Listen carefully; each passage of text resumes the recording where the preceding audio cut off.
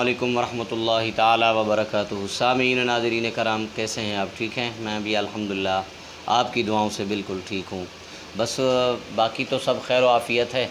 बस वो जो कल आपको मैंने बताया था कि हमारे घर का तारा तकरीबन सामान जल चुका है, जिसके अंदर तकरीबन 8-9 पंखे हैं और इसके अलावा जो है छत वाले पंखे हैं और एक जो है नीचे वाला, और दूसरा ये है बच्चों के लिए जो फ्रिज है, पानी पीते हैं बच्चों के लिए वो भी, और इसके अलावा पानी वाली मोटर।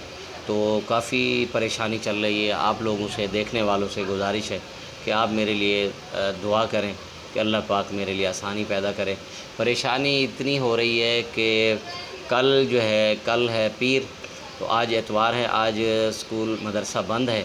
कल बच्चे आएंगे और परेशानी बहुत ज़्यादा हो रही है मेरे लिए, यकीन करें। आज भी मैंने अल्लाह ताला से बहुत ज़्यादा दुआ की है कि अल्लाह पाक मेरे हाल पे रहम करे।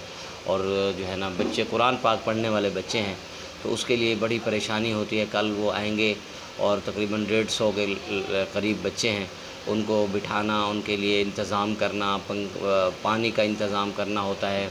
और फिर मैं वाहिद हूँ मतलब यहाँ बच्चों का वो करने के लिए समझ लें निगरानी करता हूँ, देखभाल करता हूँ। तो काफ़ी सारे मसले मसाइल होते हैं।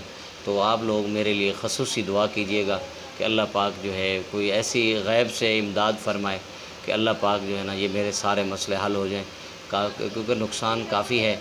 और बाज़ दोस्तों ने तो मजाक किया है और मतलब हंसने वाले और इस तरीके के साथ मैसेज किए हैं, लेकिन हकीकत ये है कि जिनके घर पे नुकसान होता है पता उसी को होता है। यकीन करें कि रात मुझे परेशानी की वजह से नींद तक नहीं आई है। आप यकीन करें कि मैंने रात तक का खाना तक भी नहीं खाया इस परेशानी की वजह से कि सुबह मतलब जो है ना पीर है, मतलब कल परसों पीर है, तो आज एतवार है, रात की बात कर रहा हूँ। पीर है तो बच्चे आएंगे तो उनको मैं कैसे बिठाऊंगा, और उनके लिए बड़े परेशानी का आलम है मेरे लिए। बहरहाल आप लोग मेरे लिए ख़ुसूसी दुआ करें कि अल्लाह पाक कोई ऐसा जो है ना, कोई ऐसी गैब से ऐसी मदद फरमाए कि सारे मेरे मसले सारे हल हो जाएं।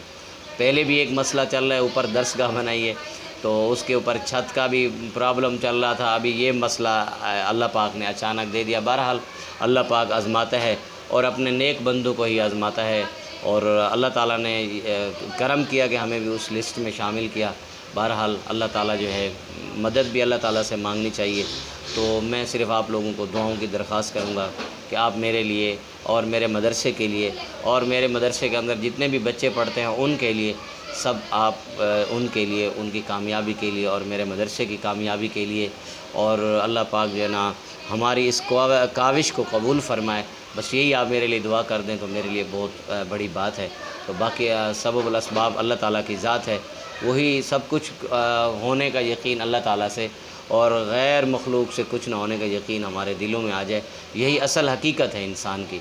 बहरहाल तो आज चलते हैं अपने असल टॉपिक की तरफ। तो आज जो है मैं आप लोगों को बताऊंगा गुस्ल के फ़राइज़। तो सुनते हैं, बाद में इंशाल्लाह कल बताऊंगा। आज मैं आप लोगों को गुस्ल के फ़राइज़ बताता हूं। तो गुस्ल के फ़राइज़ जो हैं वो 3 फ़राइज़ हैं। तो पहला फ़र्ज़ ये है कि मुंह भर के कुल्ली का पानी करना, मतलब मुंह भर कुल्ली पानी करना, ठीक है। और इसके अलावा जो है नाक के अंदर पानी डालना ताकि ये नरम हड्डी तक पहुंच जाए। और तीसरा, पूरे जिस्म पर, बदन पर पानी गिराना, कोई जगह एक बाल बराबर भी खुश्क न रहे। अगर एक जगह बाल के बराबर भी अगर जगह खुश्क रह गई तो हमारा जो है वो गुस्ल जो है ना नाकिस होगा। तो कोशिश ये करनी है उसको पूरा पानी बहाकर पूरे जिस्म को अच्छे तरीके से मल लेना है। ये हैं गुस्ल के 3 फ़राइज़। तो फिर मिलते हैं एक नई वीडियो के साथ, तब तक के लिए अल्लाह हाफ़िज़। पाकिस्तान ज़िंदाबाद। अस्सलामु अलैकुम वरहमतुल्लाहि वबरकातुहू।